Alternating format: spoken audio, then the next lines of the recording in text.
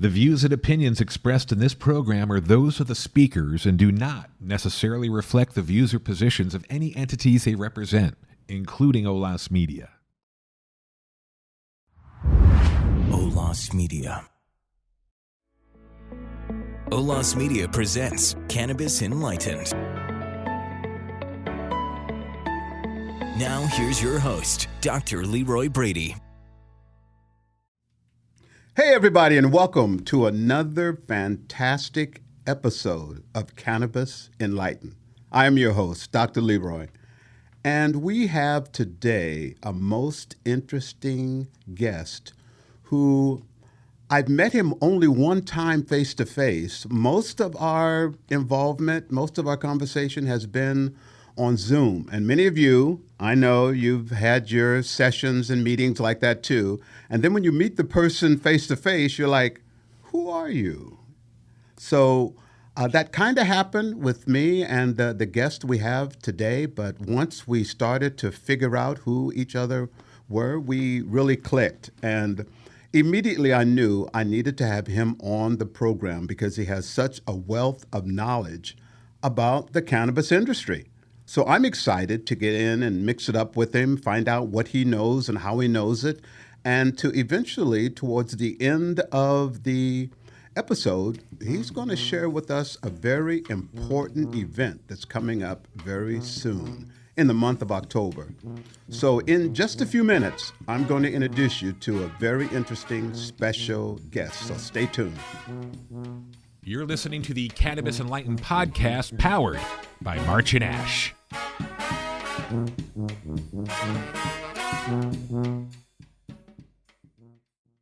Do you have a business, nonprofit, or campaign that is trying to break through the communications clutter? For more than 10 years, IVC Media has developed a suite of tools, data sets, and creative techniques to help corporate, government, and nonprofit organizations deliver authentic, innovative, and effective communications.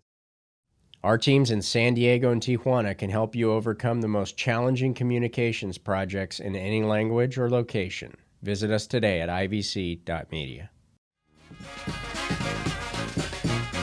Welcome back to the Cannabis Enlightened podcast. I'm Chris Canturi, and here's more from our host, Dr. Leroy Brady. Okay, we're back now, and I want to introduce you to a very fine gentleman. He's got information that I didn't even know existed in the world about cannabis. So I'm going to probably sit back and listen to him for a lot of the time. Barry Herzberg is going to come on in just a minute. And Barry, I'd like you to, talk to our audience about who Barry is and what your education and background is and what makes you special. Thank you, Dr. Leroy. I appreciate that. Some very nice words.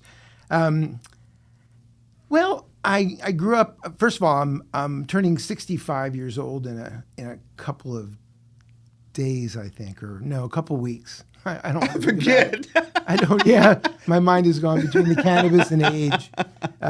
Couple of things that happens when you turn that age. Yeah, and one is memory, and I can't remember the other. Right. I know that every time I pass any kind of reflective surface, I see some old bald guy. I don't know who that is exactly, but anyhow, so I'm originally from New Jersey. I went to school in New Jersey. I moved out to California, to Los Angeles in late 1979. And, I did a few things here and there. I was really an art student, and I was hoping to go to art college, Pasadena. And things didn't work out.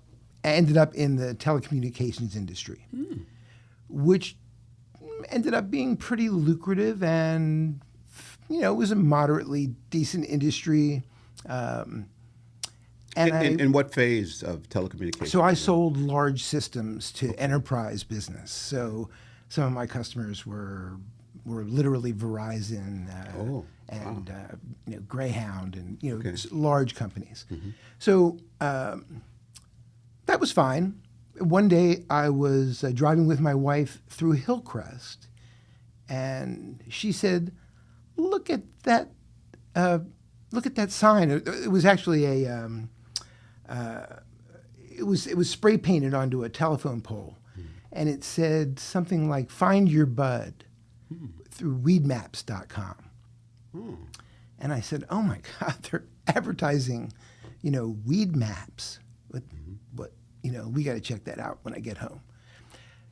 Because I admit, I guess I left out the fact that I got arrested for possession with intent to distribute when I was in college. That's a little thing. It was a small thing that I did kind of forget. And talk about privilege. I was treated in an unbelievable way that I wasn't expecting. We got to court, and my lawyer said to me, "We'll be done in a couple minutes." And he went up to the judge, and they talked for a minute, and he came back and said, "Let's go." And he got my record expunged. Wow. They said, "Oh, good grades in school, what have you." Wow. But in southern New Jersey, Yeah. I know what it was now. And so that happened. In the meantime, let's go back, and I got home from this trip where I saw the Weed Maps sign, and I went online. And I called my wife in and I said, "This is spectacular. This is Google Maps and Yelp mixed together for cannabis. It's a great idea. Look at there's all the dispensaries, where they're located, and there's reviews." To show you how to get there. Yeah, well, Okay. you can decide where you are, and you say, "Oh, here's the closest one," and then you could go on, and it would give you a menu with pricing and all these reviews, and I mean, a lot of reviews. Now, this was when? What year about? This was 2009. Okay.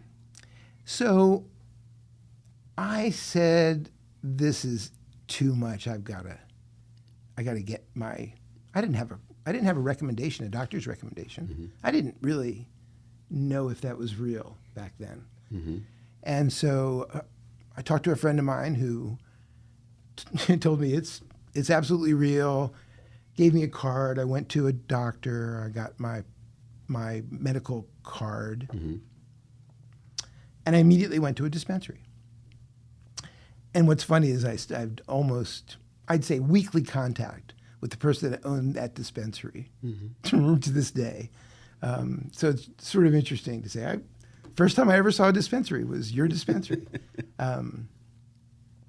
So I decided to go and do a review because they had reviews too. So I found a dispensary near my house. I went in, I bought some stuff. I went back on and signed into Weed Maps and did a review, and it was kind of fun. And I did another one, and at some point I noticed that there was a listing of top 10 reviewers for all of Weed Maps. They were all local. They were all almost, I think 9 out of 10 of them were in San Diego. Okay. And so it was pretty easy to hit people up. They had a forum back then. So you could just kind of like Facebook, you could just... So I shot a message to all the top ones and said, "Hey, why don't we all meet at a dispensary together? And we'll all buy something, and then we'll all go to one of our houses and have a sesh. And then we'll all write a review and talk about how we all went together." So we did. We went to the farm on Claremont. It's a place called The Farm. We each did a review, All right. and I get hit up by Weed Maps. "What are you doing?" Uh-oh. I said, what's the matter?" They said, "It's like you caused all this, like everybody's talking about it. What did you do?" And I said, "I just contacted they said, 'We love it. Can you do how can you do this some more?'" So Weed Maps eventually hired me. They asked me to be the, what do they call it? Invitational strain reviewer. Wow. And so they sent me around to dispensaries in San Diego where they gave me free product. Wow. And then I would write a review, and then they would tag my review at the top so that no matter how many more reviews came, I went the first one.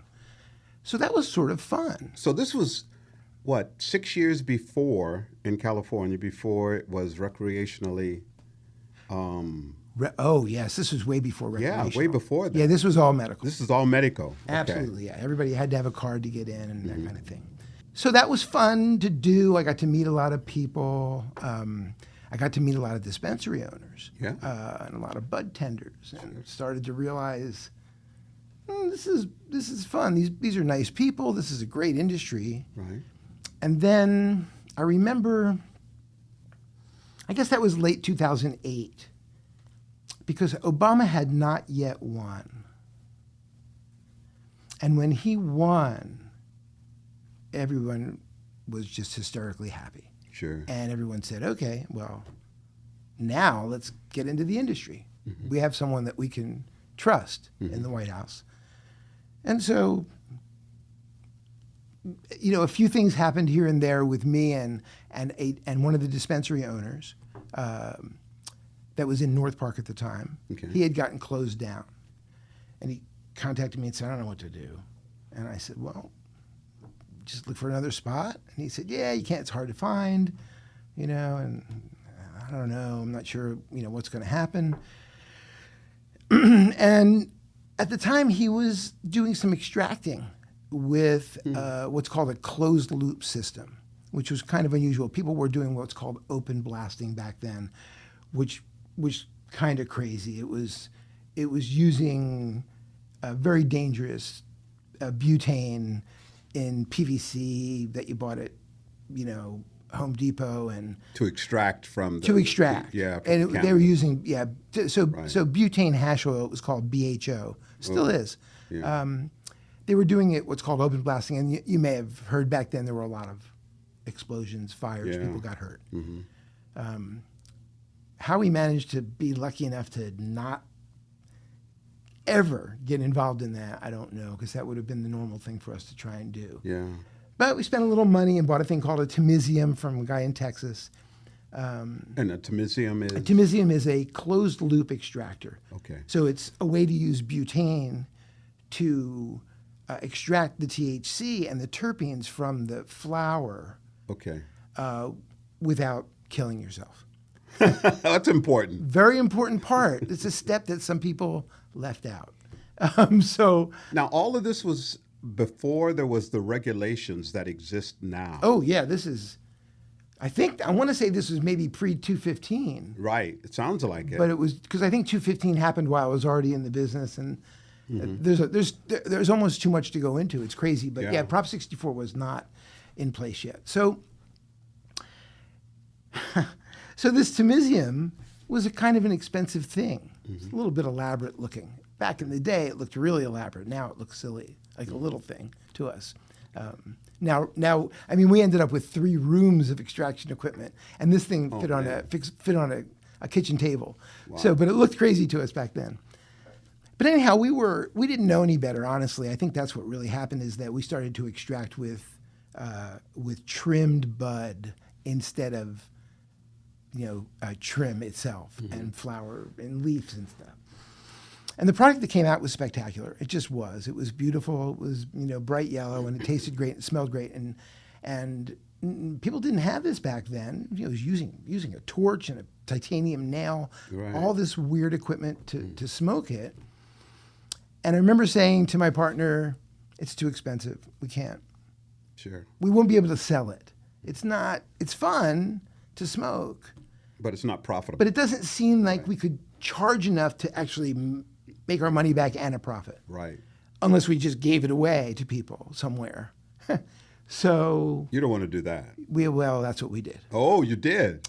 We sure did. We opened up a dispensary in Pacific Beach on Cass Street, right across from the post office. Okay.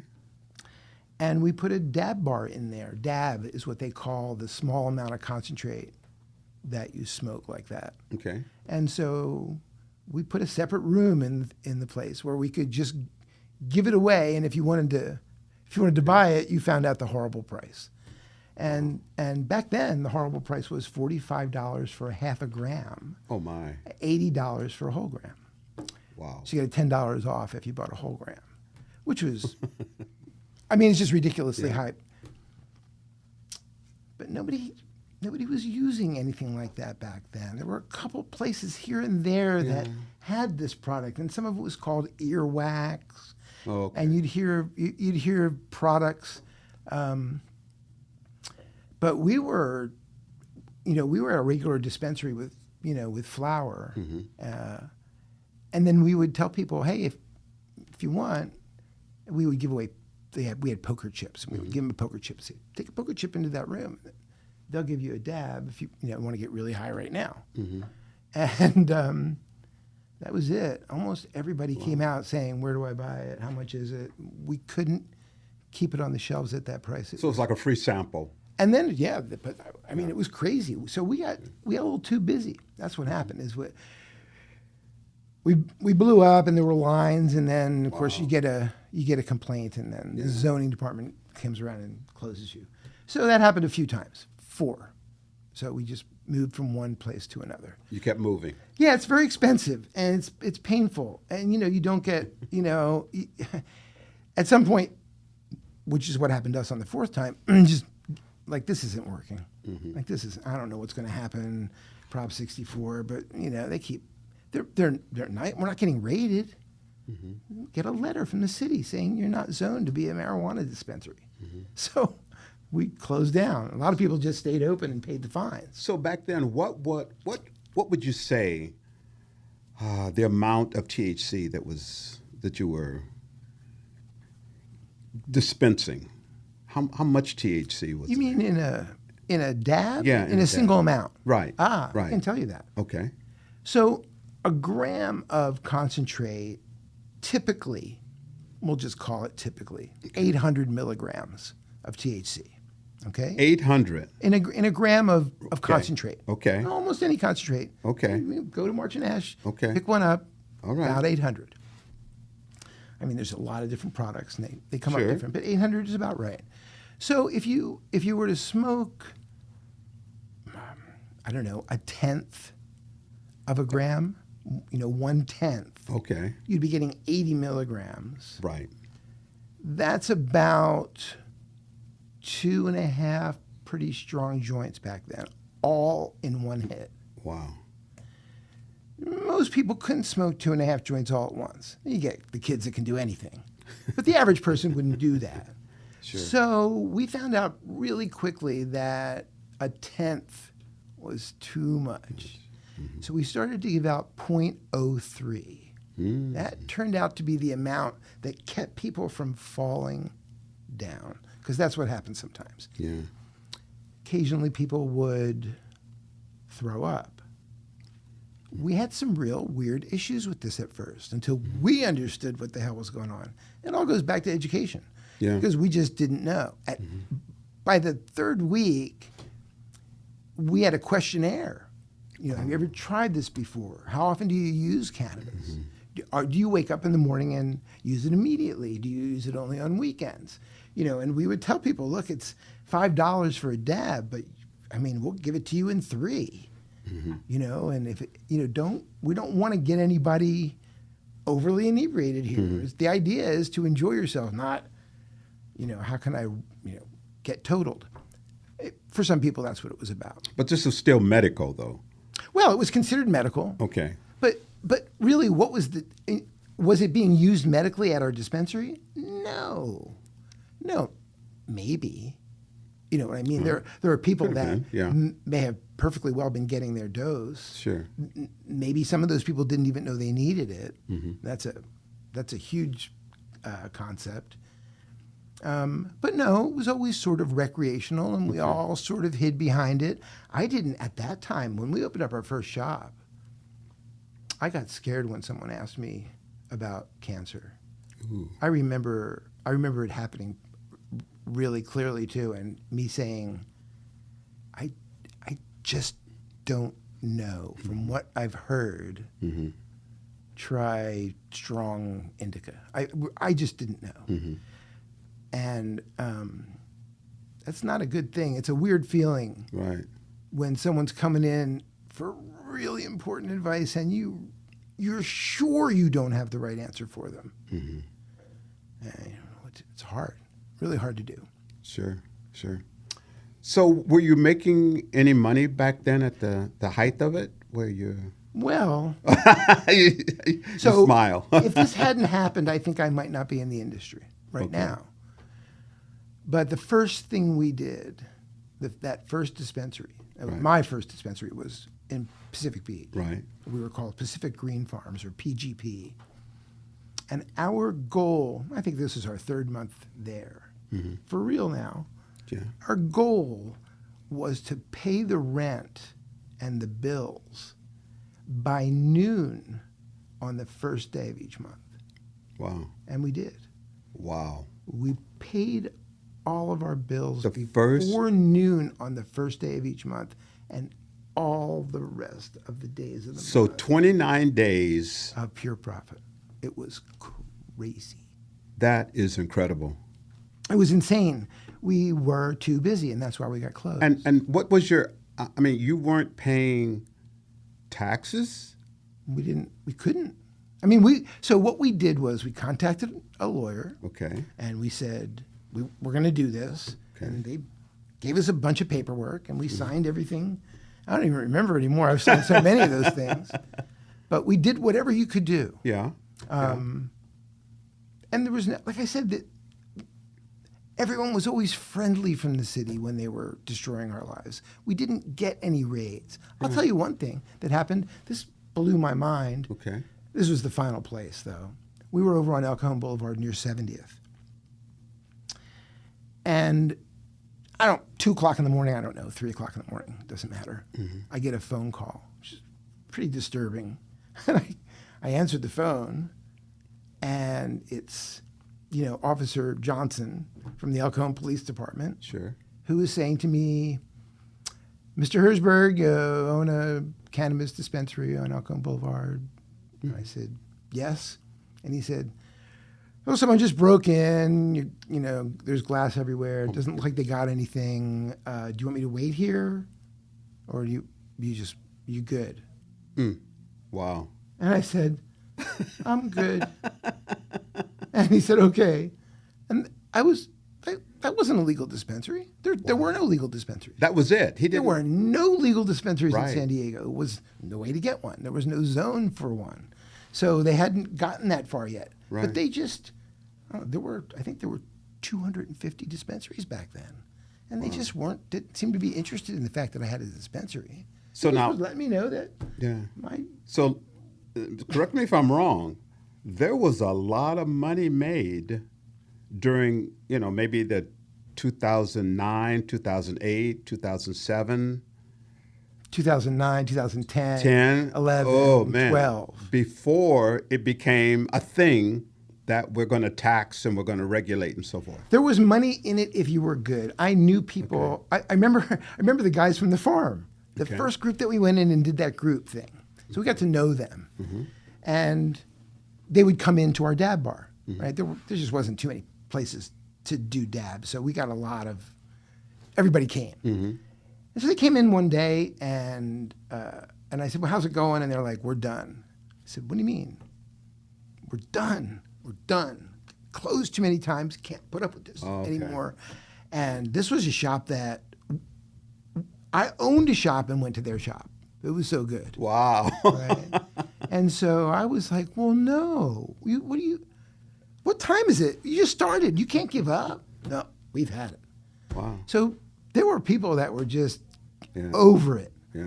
Now, honestly, why that hasn't happened to me yet, I don't know. My wife, every once in a while, she'll look at me and say, you ready to quit yet? She's looking for that quit in your eye. Huh? She's kind of waiting. I mean, she was very proud when we were doing all the medical stuff with kids. Right. We were getting the kind of emails every day, thanks and gratitude. My wife couldn't. You can't fight against that stuff. Yeah. And so, and she's a good egg, right? She never gave me any trouble about this. Sure. But it's hard. We've, overall, in the last 12 years, I've lost a lot of money. Yeah. Like all the money we had is all gone. It's really gone. It's no joke. It's been it's been a financial nightmare. It's expensive. It's an expensive venture. Yeah, you at some point, you know, you like we do events, you know, we're like trying to figure out, okay, we have to put a deposit on the venue. You know, I got to buy $4,000 worth of trophies. You know, we're trying to figure out like how do we just cover everything we need? Yeah. It's not easy, and really, it's the regulatory system either didn't understand or didn't care how it all went, Right. so that there was money for everybody. But shortly or soon, they discovered that there was a way to either tax it and regulate it and tax it, the industry. They've done it, but it's horrible. Yeah. It's truly horrible, and very few people are making it, and it's definitely not the legacy people. I mean, there's the people like me. So if you come from a business background, and you've got access to millions, you know, multi-millions, it seems like there are some cannabis endeavors which make money. So Barry, when you say legacy, what are you talking about?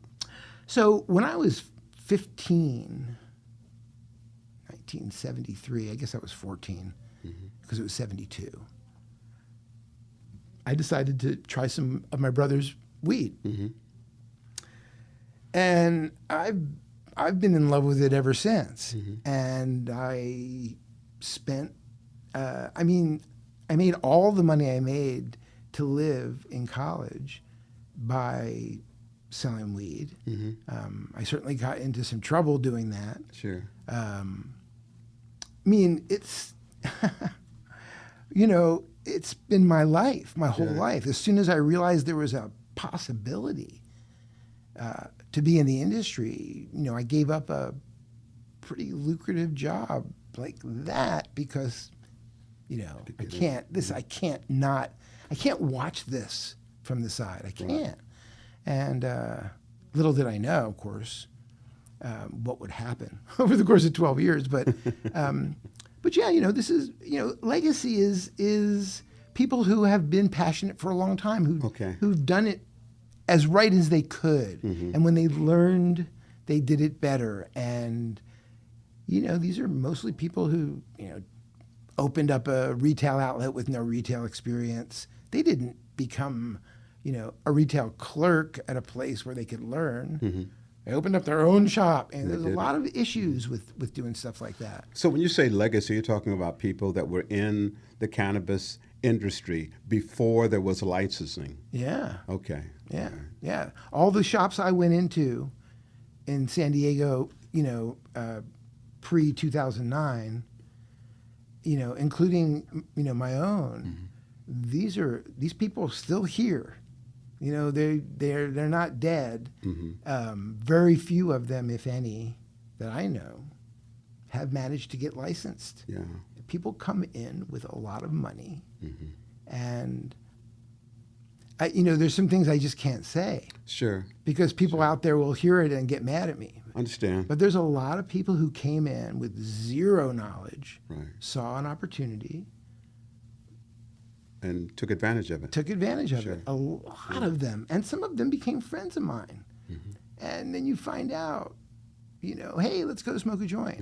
And they say, oh, well, maybe, and then we get a few excuses why someone on a Friday night, you know, after dinner doesn't want to smoke, and you assume, I'll be damned, this person doesn't smoke, right? And every time that's happened to me, it's been sort of stunning. And then I make phone calls. Can you believe it? You know, I start texting my friends, you know, this person or that person. And a lot of them are people you know. Right. And I meet more every day. Okay. And I don't know if the industry has anybody or that many people. It was great to see the His and Herbs people. Oh.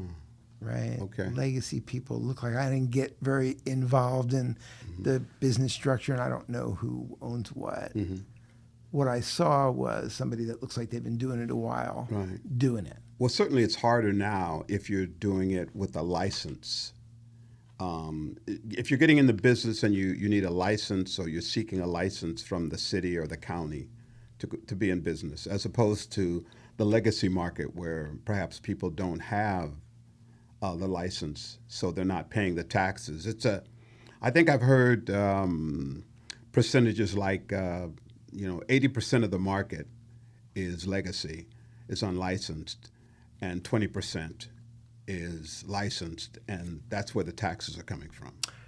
Right. I would say that right now, you know what? Percentages scare me because most of them are made up. Granted. And people have different perspectives Sure. that make them see one side maybe more clearly than the other. So I'm not going to get into that. Okay. But I will tell you that I know of quite a few licensed cultivators Okay. that are forced to sell their product out the back door into the black market in order to stay alive in the industry at all. Wow, that's profound. And I wanted to say that I would say that's more than 80% of the licensed cultivators. Okay. That's crazy. Okay. Like the amount of people, because what do you do? Yeah. Like if you built this whole thing up, you've got all these places, these indoors. Right. Have you ever been to a large indoor grow? Yes, That's an enormous amount of square footage to be paying for. it is. And to not be able to make enough money to pay people to trim it and grow it and all the water and nutrients, I don't know what I would do. And if there's an opportunity to just go back to what you've been doing all your life anyway. The problem is that, I don't know if that's a problem, but do you know, what do you do though if you own one of those places and you don't have that background and you don't want to do that kind of thing? You know, what do you do? And California is forcing people out of the business who managed to get in and keeping people out who should get in. You got to be kidding me. I can't. Because of regulations. Right. Well, and I mean, taxes. there's a lot of reasons though, because Yeah. I was, for instance, when we were closest to getting a license, we were making tinctures for targeted diseases. The oils. Yes. Okay. So I needed, back then, about $3.5 million. That was about the smallest I could get.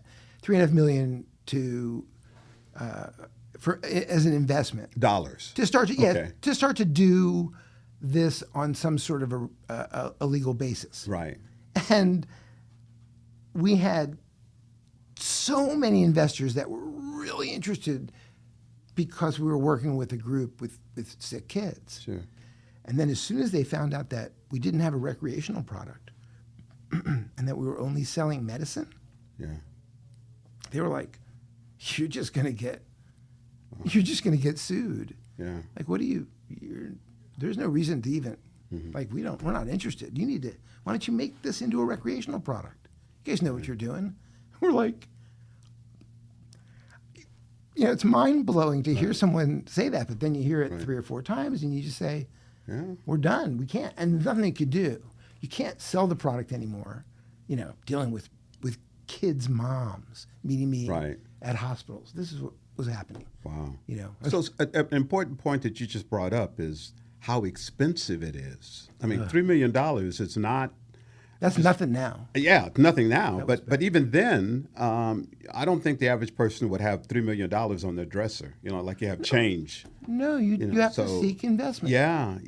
And so you look for angel investors, but the thing is, you find that most investors want to make money. It's a funny thing about that. Isn't that odd? Just getting paid back is difficult. Yeah. However, we had a plan to do that. They just didn't want to get sued. Right. And they're right. They're right. Sure, Somebody eventually would have said, my kid died, it was the cannabis fault. Right. I don't know. Right. But for whatever reason. So we have a really good feel for your passion.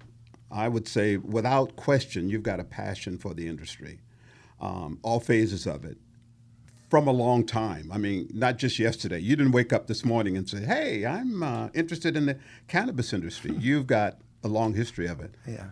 It seems to me that must have brought you to the Farmer's Cup. talk to me about the Farmers Cup and how that happened. Yeah, I remember visiting San Bernardino. That's where a lot of the cannabis events used to take place because it was legal. And I remember going into a High Times Cannabis Cup. Right. And I don't know when, 2011 or something. And thinking, boy, this is the picks and shovels. You know, this is it, events. Like, you don't have to mess with this plant, but look at all these people. And we didn't really do anything about it. And my partner, Joshua Caruso, he started back in the day too.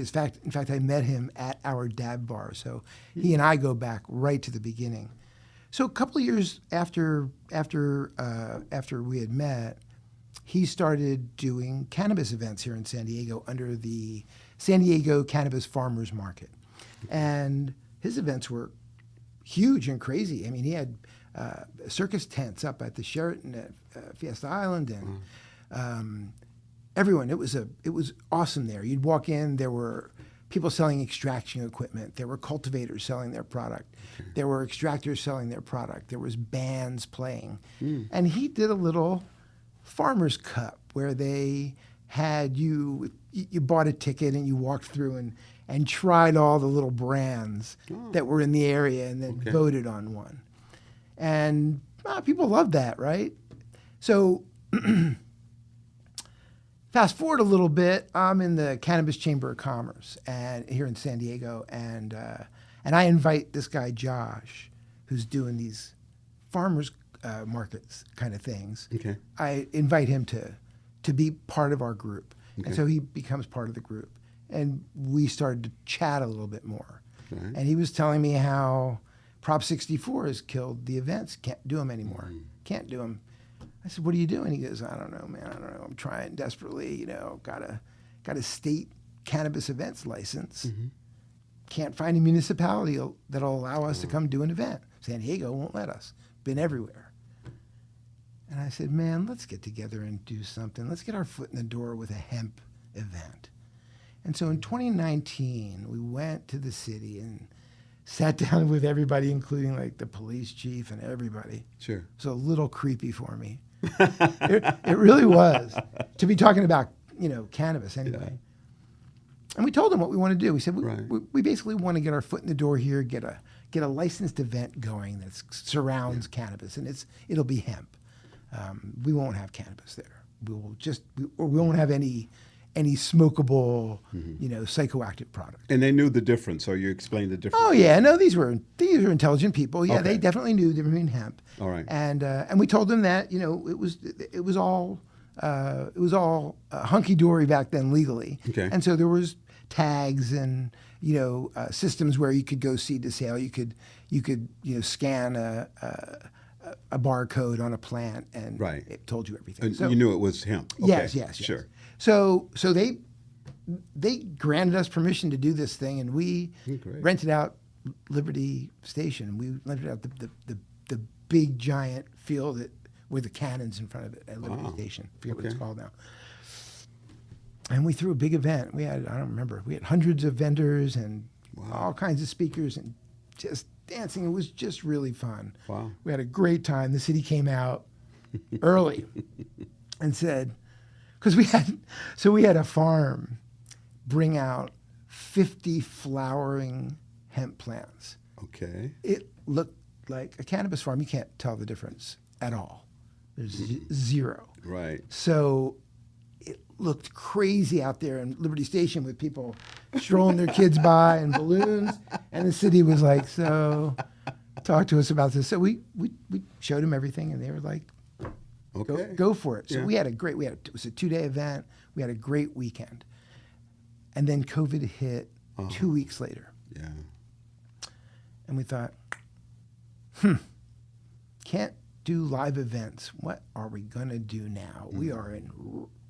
We've been in trouble before, but this is real trouble. You got to be kidding me now. Because by this time now, we've closed, my company has closed the extraction facility. Right.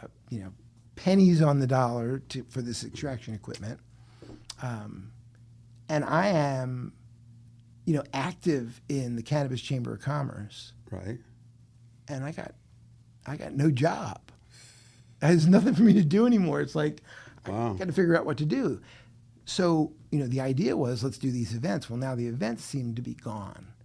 I thought, man, this is going to be a tough year. And so we realized that if we engaged the legal licensed brands in California, Okay. we had a lot of background, so we were able to say who we were, Cannabis Chamber of Commerce, and whatever things we had been doing. Right. We found out that the brands would love to have a legal competition more than walking into an area, smoking 10 different things and telling them which ones you think was best, because after the third one, you can't So now that we're remember how to tie your shoes. right, now that you're in the legal area, you're not just talking about hemp.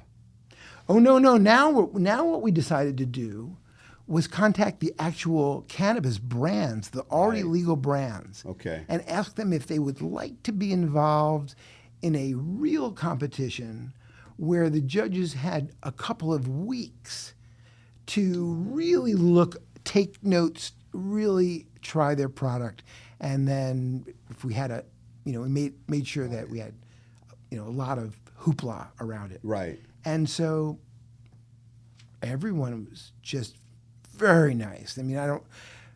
There's not a lot of options for brands to advertise. You don't hear it on the radio. Billboards have got their issues. Unless you go into a shop. And you go into a shop, I'll give you the name of a brand. Tell me how long it takes you to even find it. Yeah. It's very hard. Yeah. And so, plus the bud tenders rule the business. That's another story for you. Oh, boy. Because as soon as you walk in, and this happened to me all the time, and I know it still happens, someone walks in and says, I want this product, what's the best one? And the bud tender says, this one. And they say, I'll take that. And then they leave, because why would you? You can't tell. The packaging is horrible. Yeah. There's way too much of it. You can't see it. You can't smell it. Yeah. You can't taste it. You got nothing but the price. And so... and what the bud tender has said. Right, the bud tenders. And they rule. Right. They really do. They rule. So what we wanted to do was have someone who knew something about cannabis spend 2 weeks with a group of products to determine all the good points, all the bad points, comments, and final votes on best flavor, best aroma, best taste, best effect, most likely to purchase again, best packaging, all kinds of stuff, and then overall first, second, and third. Right. So quite a lot of categories that you could possibly win or not. And this is going to help the consumer. It's designed to help everyone, really. Right. Because what's happening is that the consumer can't try all these products. You couldn't find all the products in one dispensary anyway. And then for them to actually, the average person is just kind of, like you're smoking a cigarette. It's time, you grab one and smoke it. Right. And there's not a lot necessarily from a lot of people of real scrutiny. And so we're asking people who are, stronger than average users to put a lot of scrutiny on these brands that participate. And so we've had to break, there's a lot of products in a dispensary. Right. Most people couldn't tell you what they are, but there are a lot. And so in order to do this fairly, we had to make sure that we had a category for each product available in a dispensary. Okay. So early in the year is typically Valentine's Day, so we do edibles around Valentine's Day. And then 420 comes, and we do, 420 is the big holiday. Right, April, okay. So in April, we do all products. That's our big event. Right. All products in the dispensary in separate categories. It's a nightmare. Sure. Then on 7/10, July 10th, so I'm not sure if you're familiar. No, I don't know that date. Okay, so if you write down 7/10 and then you turn it upside down, it says oil. Okay. Okay. 710 upside down says oil. Oh, okay. Okay. All right. So 710 became the concentrate holiday. Ah. So 710 is the big, I mean, it's go on Instagram. There's Okay. not a brand that isn't doing a Okay. 710 thing. It's become Yeah. as big as 420 for the hardcore people. If you're using concentrates, you're at the next level. Okay. So in 710 we do a concentrate Okay. contest, just concentrates. Okay. And then and then at the end of the year, really it's very difficult for us because it's the end of December, beginning of January, which is hard because of all the holidays. Right. But that's when the harvest festival takes place, and we have to take outdoor growers into consideration who've got a lot of extra work and their cultivation time is different. So the cultivators want to give us their product samples in the best possible shape. Mm-hmm. And so they're like, well, the best possible time for us to give it would be like the second week in January. That's when everything's perfect, it's dried, it's trimmed, it's exactly right. And so this year, it looks like we're going to actually push to, we used to do it at the end of December. I think we're going to push to first or second week in January. Okay. And so we do 4 of these events a year. One concentrated on concentrates, Right. one on flour, one on edibles, Got it. and then one on all of them. And so we include any tinctures in edibles. There's a few little things Right. that we have to do, but we keep everything separate. So just very quickly, if you're doing the flour cup, if you were decided to become a judge, you would come to the participating dispensary, and we've done it at a number of them around San Diego. Right. You've already bought a ticket to this event. Now you go to the participating dispensary. You show them your name's on a list. Right. You say, I'm one of the judges. They give you a box or a bag filled with all of the products that are in it. Right. You pay a nominal amount to make it legal, so they charge you $1 plus tax Sure. because everything has to be done. Everything has to be taxed. Everything has to be strictly legal. We have to Right. be very, very careful. Right.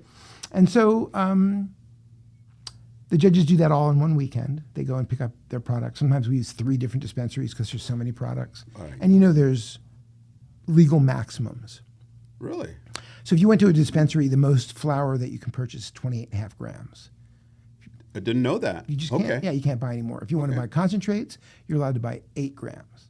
And so there's a lot of things like that. So we have everything split up into legal limits, so that if you're one judge, you may have to come to a dispensary 6 times, or you can come with 4 people, and okay. it doesn't matter to Yeah. us as long as the ticket buyer makes all the rules. Right. So everything's done, but I mean we're over the limit legal. We try and do everything like a little bit more than even. Yeah. So we make it 28 grams instead of 28.5. We do stuff like that so that there's no issues. Right. So then the judge goes home, and there's a digital ballot that's emailed to them that has all these questions in all the places. And they spend, usually it's 2.5 weeks, scrutinizing the products, filling in the digital ballot. They send them out. We add up all the results and make trophies, and then we have an event, an awards event. And that's what's going to happen October? No, that's Okay, a well, completely what? different thing. What? We were talking about the Farmer's Cup. Yeah. So the October 29th is not the Farmer's Cup. Not at all. Okay. Yeah, 0 to do with that. All right. Yeah, this is a community sort of a thing for us. And we've always been San Diego centric, and sometimes it's hard to figure out what to do. You get turned down a lot too. It's funny. We tried to collect toys for Toys R Tots. Marines told us where we can put it. Yeah, they didn't want to be Yeah, associated. so there's a lot of people. So it's hard sometimes to do things for the community. But what we Okay. do know is that there's employers out there in the cannabis industry that need people. And there's a lot of people that want to be in the cannabis industry. Okay, right. And that's on absolutely every level, right up to sea level. Right. So, I mean, for instance, this year, I don't want to misspeak, but I think Bang Chocolates is looking for some C-level employee that's going to have to move back to Massachusetts in a six-figure job. So there's some real, there's a lot of stuff out there, but there's also bud tender positions and trimmer positions. And Sure. so we've got the 4 Points Sheraton on Arrow Drive in San Diego. They've been very nice to work with us. I want to say we've got 3 large conference rooms for panels that we're doing, educational panels. Okay. An enormous area where you'll be able to meet prospective employers, areas where you can go and fill out, applications, places where you can actually do a private interview if it needs to be done. Okay. Plus, there'll be fun. There'll be music. There'll be some food. Right. But mostly it's to get. We want to get this industry Right. moving. Right. And people just don't know what to do, and they're intimidated. I get it. They You don't know wanna what? Just walk into the front and March Yeah. and Ash and say, "I'm looking for a job." I'm looking for a job. I want to work. So you have explained it beautifully, so that there are 4 times a year where different parts of the product are judged and valued, so that the consumer can have an idea of what's top and what's good for this and what's good for that. Okay. On the 29th of October, which is October is going to be here in a few days. Yeah. We're a month away. Right. This is more of a career education business, as it indicates, business expo Correct. for people that are interested in getting into the business, but have always wondered, how do I get to be a bud tender? How do I get to be a 6-figure executive that you just talked about? Right. How can I get there? How can I apply? Yes, it's a tough thing. Yeah. It's people would come to me the first year I was in the industry. I had a dispensary. So they'd come and say, "Hey, you're the old guy. You must own the place." But that's the truth too.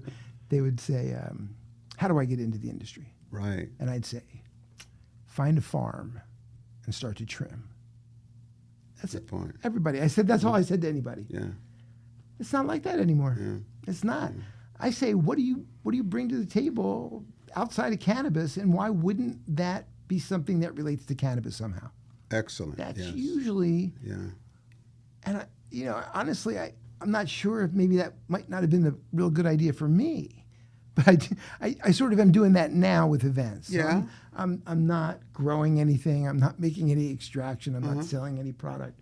So I am sort of, in the picks and shovels area of cannabis. Sure. And so, but I think that's the thing, is that when I looked around the room in the Cannabis Chamber of Commerce, there was a financial advisor, and there was an insurance broker, and there was an attorney, and this was a real estate guy. And I realized, I'm the only legacy cannabis person in the room. Right.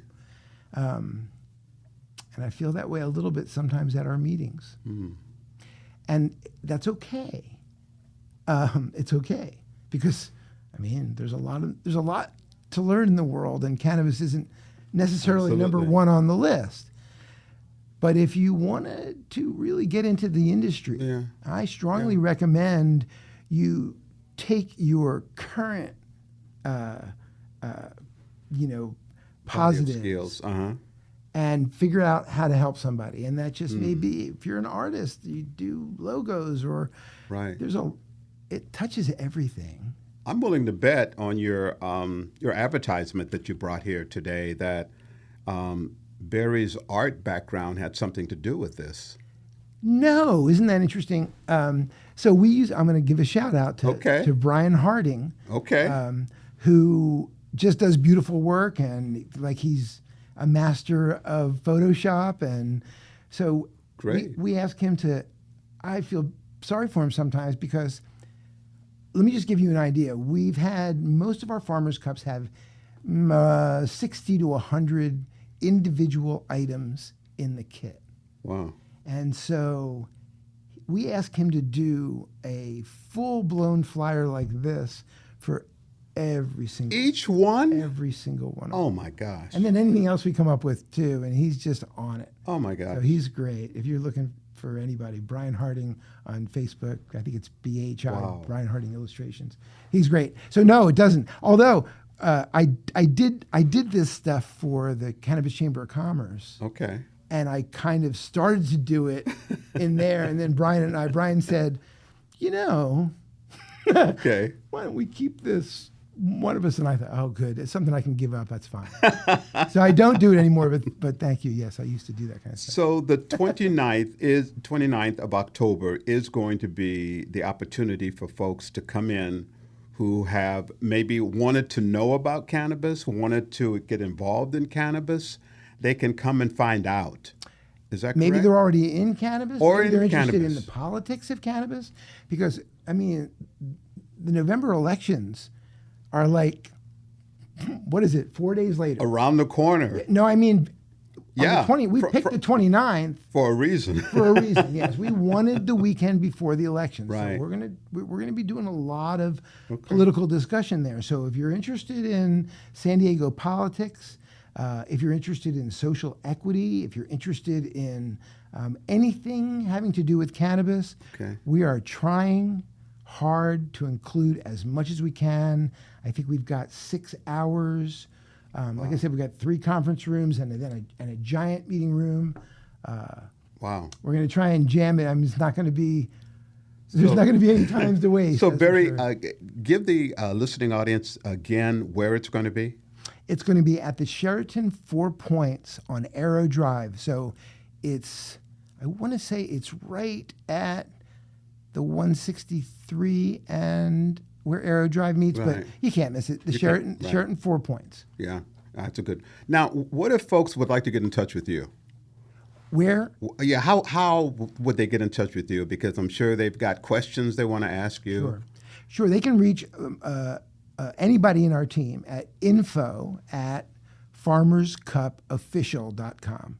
So it's farmers with an S, cupofficial.com. And the whole team gets it. Somebody will answer you pretty quickly. If you're interested in being part of the event, there's still time.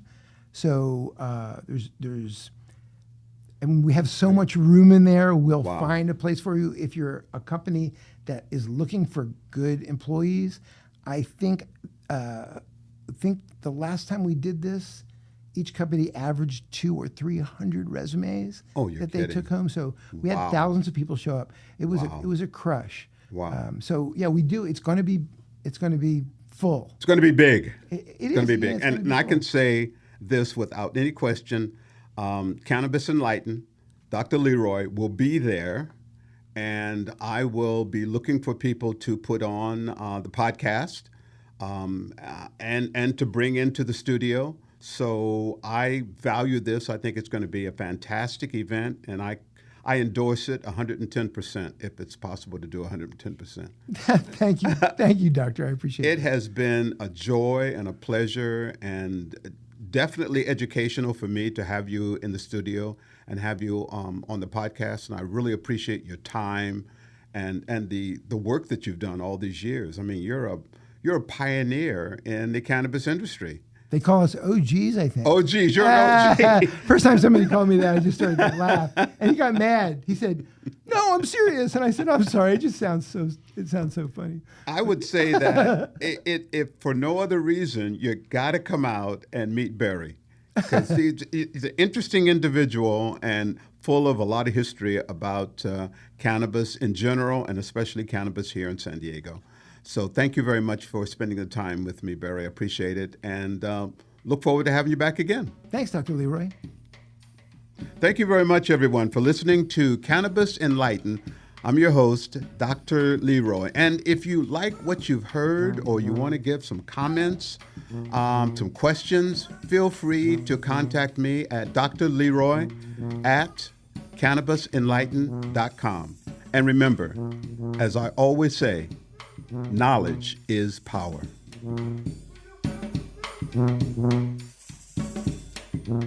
If you'd like to hear more Cannabis Enlightened with Dr. Leroy, be sure to visit us online at cannabisenlightened.com and subscribe wherever you download your podcasts. Cannabis Enlightened is produced in San Diego, California, and presented by March and Ash at marchandash.com. On behalf of Dr. Leroy, I'm Chris Cantori, and thank you for listening.